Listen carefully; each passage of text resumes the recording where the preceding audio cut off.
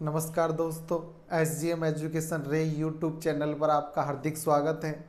जैसा कि अभी अभी जस्ट अपने अजमेर बोर्ड से सूचना RPSC ने सूचना दी है कि आपकी जो रीट भर्ती परीक्षा है उसके फॉर्म 18 अप्रैल से भरने या 18 अप्रैल से अप्लाई करना आरंभ हो जाएगा और आपके सेकंड ग्रेड विज्ञप्ति भर्ती परीक्षा भी आउट हो चुकी है और जस्ट इसी अप्रैल माह में ही आपकी फर्स्ट ग्रेड भर्ती परीक्षाओं की भी जल्द ही विज्ञप्ति आउट होने वाली है।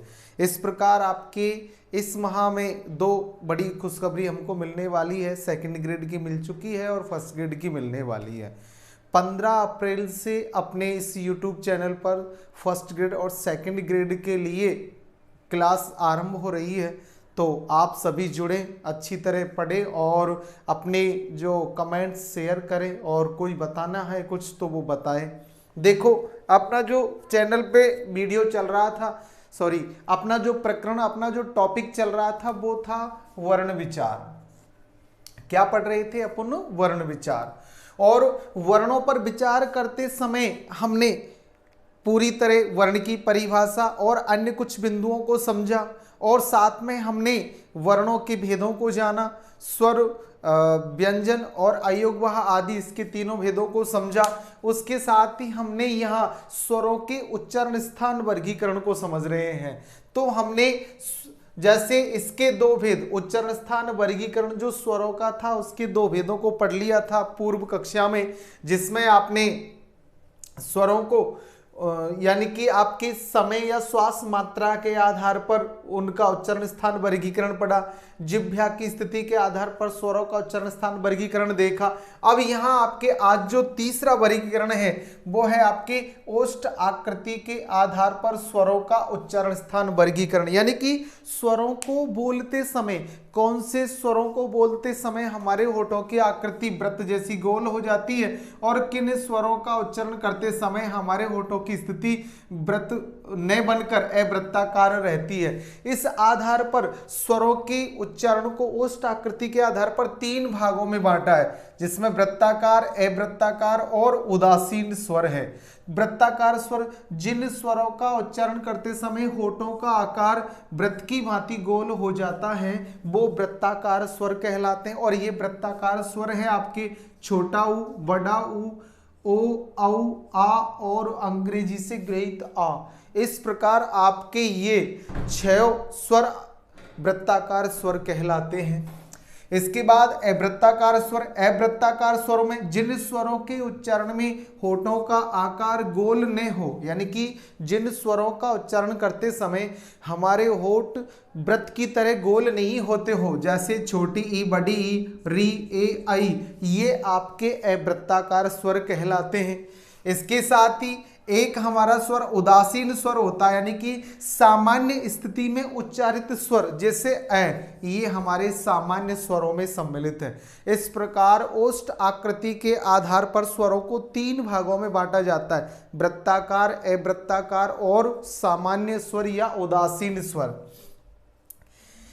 इसके बाद मुख आकृति के आधार पर स्वरों का उच्चारण स्थान वर्गीकरण, यानी मुख हमारा, यानी कि स्वरों को बोलते समय समय हमारे मुख द्वारा कैसी कैसी क्रियाएं की जाती है, मुख का आकार किस प्रकार खुलता है या बंद होता है, उसके आधार पर भी स्वरों को अलग अलग विभाजित किया है। तो मुख आकृति के आधार पर स्वरों को 4 भागों में बांटा है, संवृत स्वर, अर्ध संवृत स्वर, विव्रत स्वर और अर्ध विव्रत स्वर। संवृत स्वर लगभग मुख के बंद वाली स्थिति, यानी कि वे स्वर जिनका उच्चारण करते समय हमारा मुख लगभग बंद हो जाता है वो कौन से स्वर कहलाते हैं? संवृत स्वर।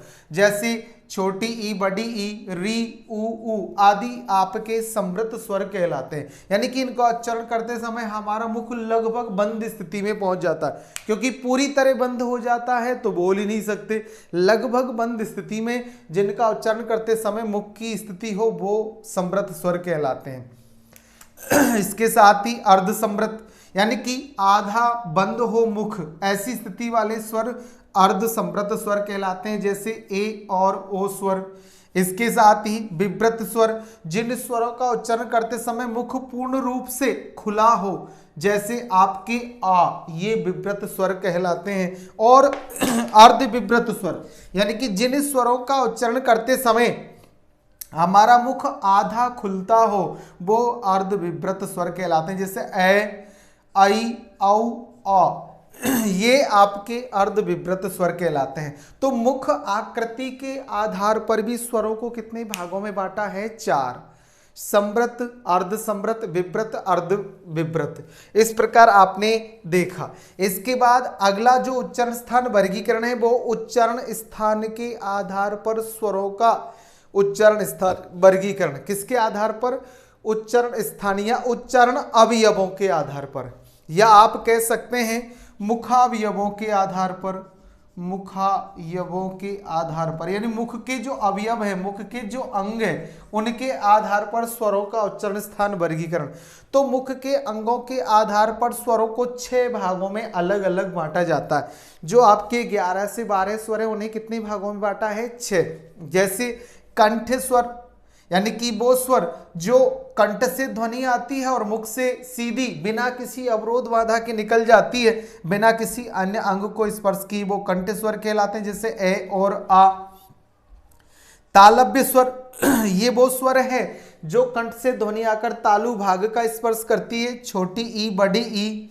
मूर्धन्य स्वर, इनका उच्चारण करते समय हमारी जिह्वा है मूर्धा भाग का स्पर्श करती है, जैसे री। और आपके चौथा ओष्ठ स्वर, ये वो स्वर है जिनका उच्चारण करते समय होठों से आकार दिया जाता है। कंठ ओष्ठ स्वर, ये वो स्वर है जिनका उच्चारण करते समय कंठ से ध्वनि आती है और तालु भाग का स्पर्श करती है, कंठ तालु है, ए और आई। फिर कंठ ओष्ठ, जो कंठ से ध्वनि आकर होठों से आकार दिया जाता है, ओ और औ। इस प्रकार जो उच्चारण स्थान यह यो कह सकते हैं कि मुख के अवयवों के आधार पर या मुख के अंगों के आधार पर स्वरों को 6 भागों में अलग अलग बांटा है, जिसमें कंठ स्वर है, तालव्य स्वर है, मूर्धन्य स्वर है, ओष्ठ स्वर है और कंठ तालु और कंठ ओष्ठ आदि आ जाते हैं। इसी यानी कि स्वरों के उच्चारण स्थान को हम 5 भागों में अलग अलग पढ़ चुके हैं मुख्यतः, जिसमें आपके उच्चारण स्थान या श्वास वायु की मात्रा के आधार पर स्वरों का उच्चारण स्थान वर्गीकरण, जिह्वा की स्थिति के आधार पर स्वरों का उच्चारण स्थान वर्गीकरण। फिर हमने पढ़ा ओष्ठ आकृति के आधार पर स्वरों का उच्चारण स्थान वर्गीकरण। फिर पढ़ा है मुख आकृति के आधार पर स्वरों का उच्चारण स्थान वर्गीकरण। और फिर पढ़ा हमने कि उच्चारण स्थान या मुख अवयवों के आधार पर स्वरों का उच्चारण स्थान वर्गीकरण। इसी कड़ी में जो इसमें एक चार्ट द्वारा हम इसे अच्छी तरह समझ सकते हैं। ये 5 जो उच्चारण स्थानों को हमने देखा, उन्हें इस चार्ट के माध्यम से हम अच्छी तरह समझ सकते हैं। तो देखिए, जिह्वा की स्थिति के आधार पर स्वरों को कितने भागों में बांटा है? 3, जिसमें अग्र स्वर, मध्य स्वर और पश्च स्वर आते हैं। मुख आकृति के आधार पर स्वरों को कितने भागों में बांटा है? 4, जैसे संवृत स्वर, अर्ध संवृत स्वर, विव्रत स्वर और अर्ध विव्रत स्वर। ओष्ठ आकृति के आधार पर स्वरों को कितने भागों में बांटा है? 3, जिसमें वृत्ताकार स्वर, अवृत्ताकार स्वर, अवृत्ताकार, वृत्ताकार और उदासीन स्वर। इस प्रकार हमने इस चार्ट के माध्यम से इन स्वरों को देखा है। तो देखिए, आपके अग्र स्वर यानी कि वो स्वर जो जीभ के अगले हिस्से से उच्चारित होते हैं और जिनको बोलते समय मुख लगभग बंद रहता है, संवृत स्थिति में रहता है, वो स्वर है आपके छोटी ई, बड़ी ई और री। ये तीनों अग्र स्वर होते हैं। मध्य यानी जीभ के मध्य हिस्से से बोले जाने वाला संवृत कोई भी स्वर नहीं है। और जीभ के पश्च हिस्से से बोले जाने वाले स्वरों में है छोटा ऊ और बड़ा ऊ। इस प्रकार ये संवृत स्वर है, छोटी ई, बड़ी ई, री और आपके ऊ और बड़ा ऊ। इसके बाद अर्ध संवृत स्वरों में अग्र जो जीभ के हिस्से से बोले जाने वाला स्वर है ए, मध्य से यहाँ भी कोई स्वर नहीं है और पश्च में है यानी जीभ के पिछले हिस्से से बोले जाने वाला है ओ। इसके साथ विव्रत स्वर यानी कि जिसका उच्चारण करते समय मुख पूरी तरह खुल जाए, उसमें अग्र जीभ के हिस्से से बोले जाने वाला कोई स्वर नहीं है, मध्य से बोले जाने वाला भी नहीं है और पश्च से बोले जाने वाला है आ। इसको बोलते समय मुख पूरी तरह खुल जाता है। अर्धविभ्रत जिसको बोलते समय मुख आधा खुले, वो आपके आई, ए, औ और आ ये स्वर होंगे। इस प्रकार हमने अग्र, मध्य और पश्चिम में आने वाले स्वरों को देखा। ये जिह्वा की स्थिति के आधार पर था, मुख आकृति के आधार मुख आकृति के आधार पर और ओष्ठ आकृति के आधार पर, यानी कि सभी पश्च स्वर हैं आपके वृत्ताकार होते हैं। इनका उच्चारण करते समय हमारा मुख वृत्त जैसे गोल हो जाता है। और ये मध्य है वो उदासीन स्वर कहलाता है, क्योंकि इसको मुख की सामान्य स्थिति से ही बोला जाता है। और अग्र सभी स्वरों को हम अवृत्ताकार स्वर भी कहते हैं, क्योंकि इनका उच्चारण करते समय मुख वृत्त की तरह गोल नहीं होता है। इस प्रकार स्वरों के उच्चारण स्थान वर्गीकरण को हम 5 प्रकार से अलग अलग समझ चुके हैं। और आपके सभी जैसे कि आपके 12वीं तक बीए या BEd, VSTC, REET, first grade, second grade आदि भर्ती परीक्षाओं में, या पटवार, ग्राम सेवक, पर्यवेक्षक, जेल प्रहरी आदि तक जो हिंदी व्याकरण आती है, उसमें स्वरों के जो उच्चारण स्थान को 5 भागों में विभाजित किया, वहां तक ही प्रश्न पूछे जाते हैं। अब आगे के जो इनके उच्चारण स्थान वर्गीकरण है उन्हें हम अगली कक्षा में देखते हैं, जिसमें अपने हैं जबड़े की गति के आधार पर स्वरों का उच्चारण स्थान वर्गीकरण, जिह्वा की मांसपेशियों के आधार पर स्वरों का उच्चारण स्थान वर्गीकरण, उसके बाद स्वर तंत्रियों में कंपन के आधार पर स्वरों का उच्चारण स्थान वर्गीकरण, इसके साथ ही नासिक और अनुनासिकता के आधार पर स्वरों का उच्चारण स्थान वर्गीकरण, और कुछ विशेष स्वर वो अगली कक्षा में हम अगले जो 5 भाग है उन्हें और विस्तृत रूप से समझेंगे। ये हमने यहाँ देखा।